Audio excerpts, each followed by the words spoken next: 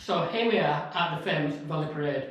I'm absolutely delighted to be with, this has got to be a fantastic kid with the one amazing Jack Carrol from Britains Got Talent out. So thanks, first of all, Jack, thanks for coming and did you get here either? Yes, I did indeed. I was just down the road this morning, so I had a little Costa and a Greggs sausage roll to fuel myself for the interview, and yeah, delighted to be here, Nick. Thank you. No problem with it. So we'll crack on with the first question. Yeah. Starting with your time at Bradford City Bradford Disability FC, now forming known as Bradford City Disability FC. Which is part of the official club here at obviously Valley Parade. Can I ask you question one? When did you first join and why, please?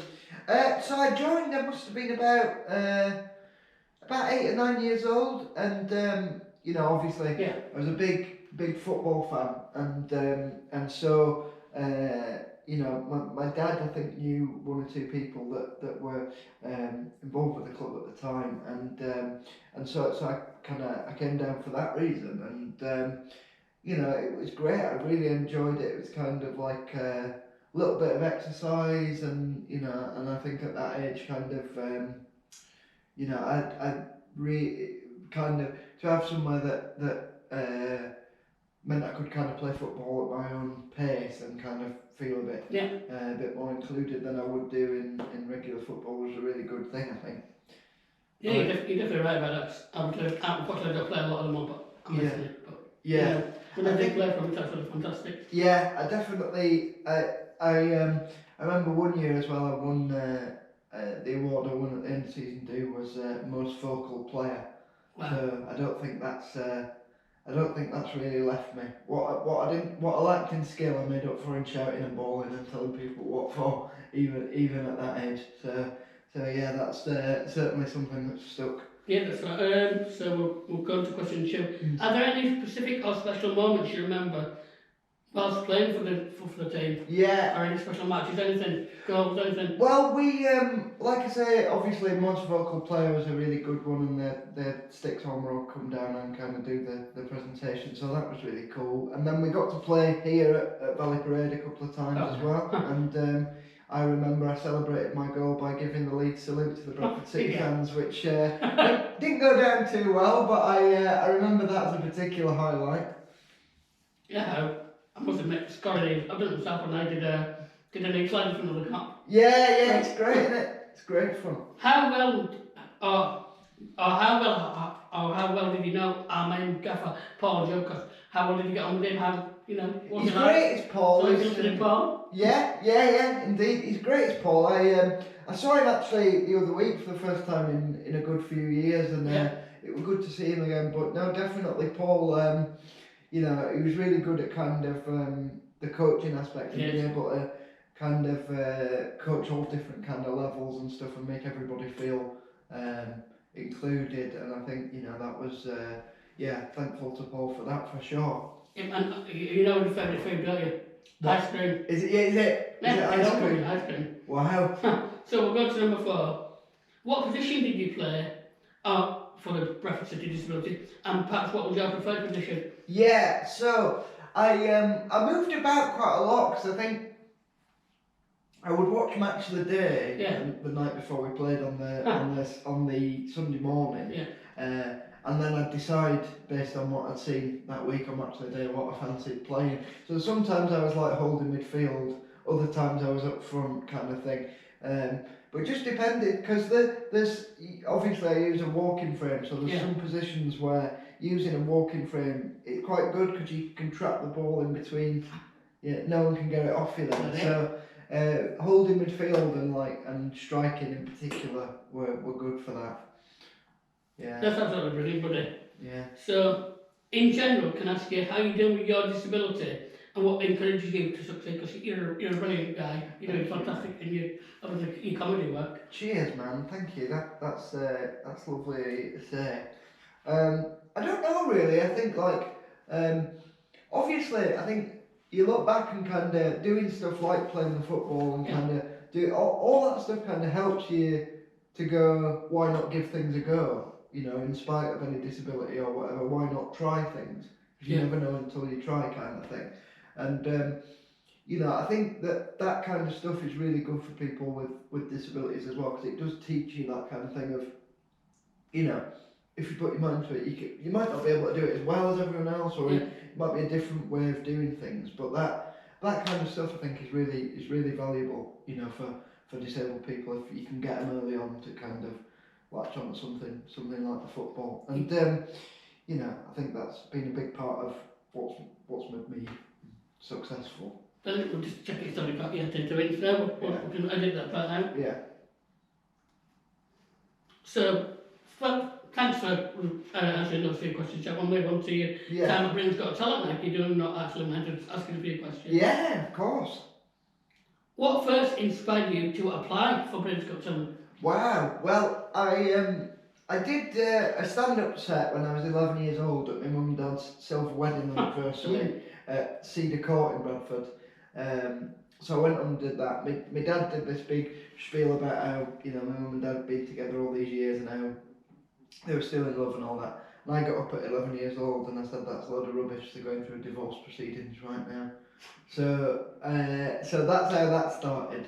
And then that video got put online, and then kind of a few other things happened, and from there I went on to, that kind of got traction, and I went on to do Britains Got Talent. Absolutely brilliant. Can I ask you what were auditions like?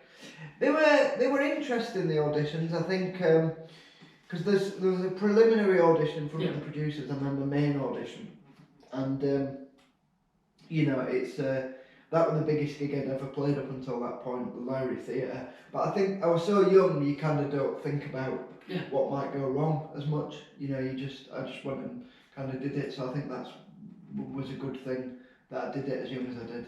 Yeah, I remember seeing you. Can remember it as clear as the day. Yeah. Can I ask you, did you ever expect to get as far as the final, and what did it feel like when you actually got there?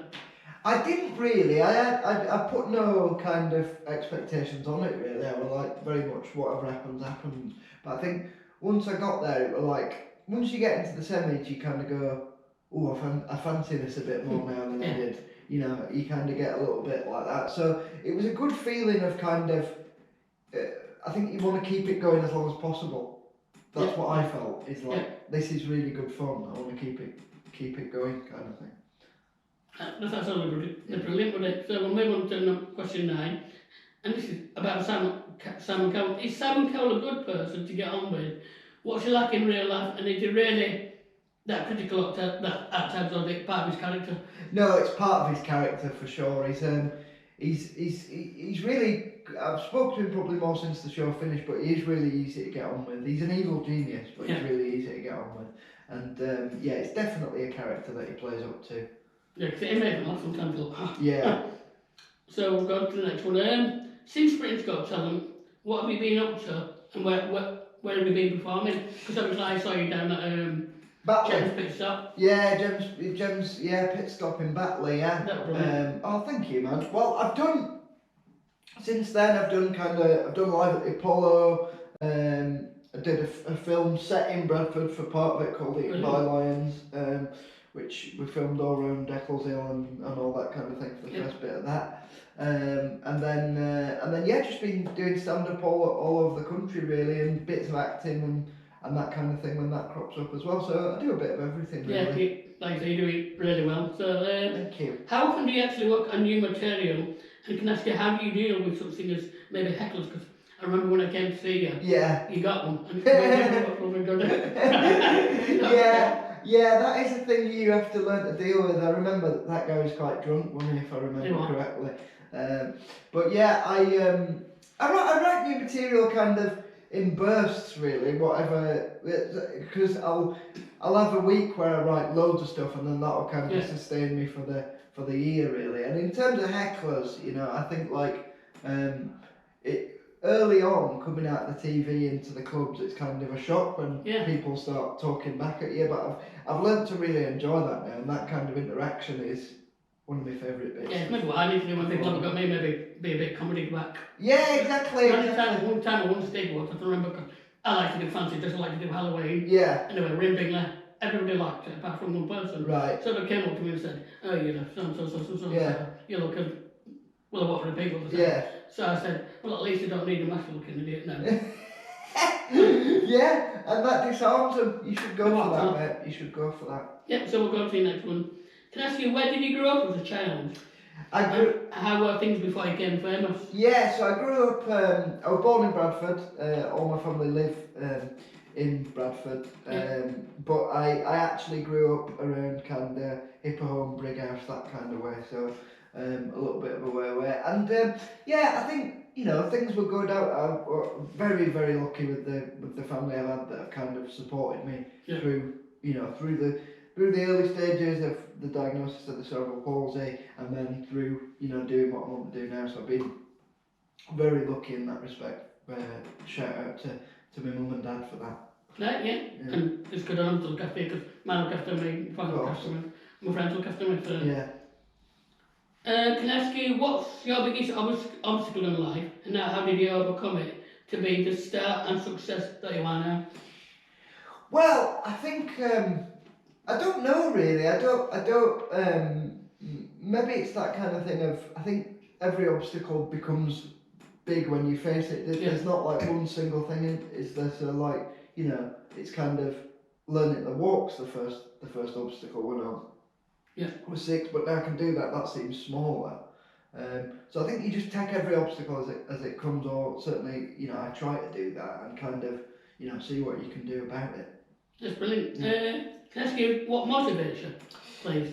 I think doing good work keeps me motivated, and kind of doing things I find interesting. Yeah. Whatever that may be, little bit of everything. You know, like yourself, you cover a little bit of everything on your socials. You know, you do football mainly, but then you've got other little bits and stuff. Yeah, well, that's why I wanted to interview. I wanted something different, because some people say I need to broaden my horizons, so I thought, why not? Yeah, for sure. And you're very good at it, man. These are, you know, some interviews you get questions and you're like, oh god, but these are really good questions, man. Oh, thanks, buddy. So we'll move on to our last few. What advice would you give to someone wanting to do a comedy at themselves without making anyone laugh at them, rather than, you know, that was pretty good? Well, I think any laughter's good laughter is what I'd say to that. I don't know really. I think just try and relax about it, because it's not, you know, it's not the you might think when you first start it's the be all and end all and it's the most important thing in the world, but I think you just, if you can chill out about it, it relaxes everyone else, it relaxes the audience as well. So just go and kind of find your sense of fun is what I'd say to people. Right, everybody. So there's only 2 or 3 more now. Yeah. Is there anything or anyone that would you like to promote or mention? It's time for you to thank anyone or promote anything you want. Yeah. So no, thank you for having me. I'd just say you can follow me on Twitter at FatJacko, where kind of I'll post all my stuff that I'm getting up to, and kind of that's probably the one place that you can see all my. Yeah, you're on Twitter, obviously. Yeah, indeed. So well, I think let's a couple more. Can I ask you why do you support Leeds and not Bradford? And can I thank you to move me apart from your bantam? I don't know about that. I'm too long in the tooth as a Leeds fan, I think, to change allegiances now, especially when we're in the Premiership and City here. Not in the Premiership. I know some Leeds fans, but we'll get on with it. Yeah, exactly. No, so obviously my dad's from Bradford, but you've got to remember in the 70s Leeds United, massive. So my dad and all his brothers and that supported Leeds because they're the biggest team in England at the time. So yeah, that's why I've been blessed or cursed to be a Leeds fan. Yeah, that's no problem. But despite being a Leeds fan, have you ever come to a Bradford City game, in particular here at Valley Parade, even if you've been against Leeds? I have been to Valley Parade. Obviously, we're playing with the City Disability team. Yeah. So we watched the game and then we went on at half time and had a little kick about, and like I say, I scored. And then, but yeah, I've watched the game, and a lot of my family are City fans as well, so I do look out for the results. That's right. Well, so we'll move on to our final question, and this is to promote you, buddy. So first of all, what gigs have you got upcoming, and can you possibly give us a taste of any new material that you've got coming up? I'm more than happy able to promote you, sir. Yeah. Well, I mean, I'm in Yorkshire this week actually. Yeah. I'm in Sheffield Thursday through Saturday this week. Brilliant. And I'm in Leeds tomorrow night, but this, depending on when this goes up, trying some new material out, which I would give you a taster of, but you don't I haven't actually I haven't written it yet. No, so that's my job to do today. But yeah, be great to see you at another gig sometime soon, man. I'll let you know. That's absolutely brilliant. So thanks for coming down to here to Valley Parade, and it's been a pleasure to meet you, buddy. Good to see you, my friend. You like to say, next time you see Paul, make sure you buy him ice cream. Will do. And you got to buy Jamie a big bottle of wine. Yeah, exactly. Yeah, he was eating pizza last time I saw him. Oh, I like pizza as well. Yeah. He probably want a pizza ice cream. What Yeah, I'll get the best of both worlds. Right, cheers, buddy. Lovely.